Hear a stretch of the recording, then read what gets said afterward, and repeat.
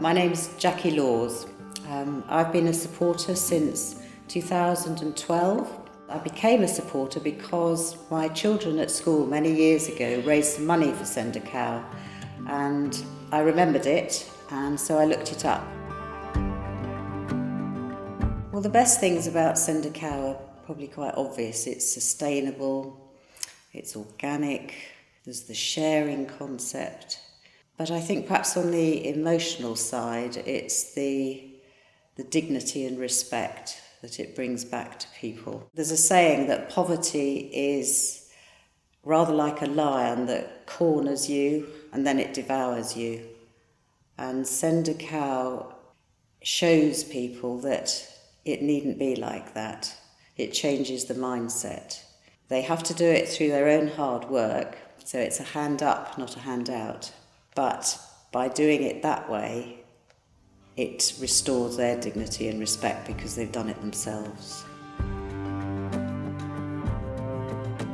In October, I was able to join a group and go to Uganda, where it all started with Send a Cow. We were visiting a family.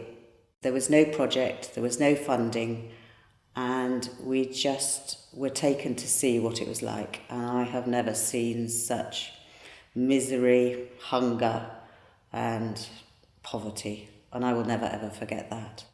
In great contrast, we were taken to some projects which had been running for a couple of years, and I think perhaps as a mother, the project that really inspires me now is the Rakai Orphans Project.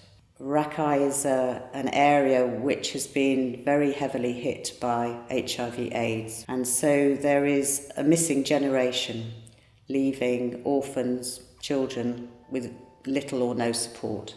And the impact, I think, of that project is quite astounding. Those children were joyful, they were happy, they were so confident, and this is only in a couple of years. They have goals in life now. We heard that they wanted to be teachers, they wanted to be doctors, one of them even wanted to be a pilot.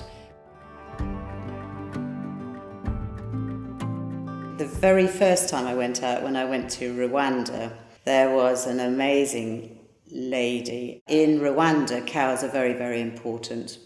They had lost all the livestock in the genocide.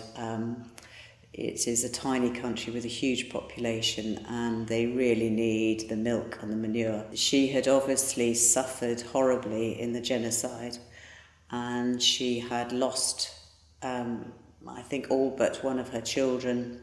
She'd taken in foster children, but what she said was that this cow, which she called Hope, had done so much for her, but her experiences of the genocide had meant that she was very alone and she was terrified of the dark. And now that she had her cow close to her back door, she wasn't scared anymore and she could walk out into the darkness. And that was what did it for me that first trip. I'll never forget her. I would just say go for it. You won't be disappointed. I know that I've never been more proud to be involved with the charity in all my life.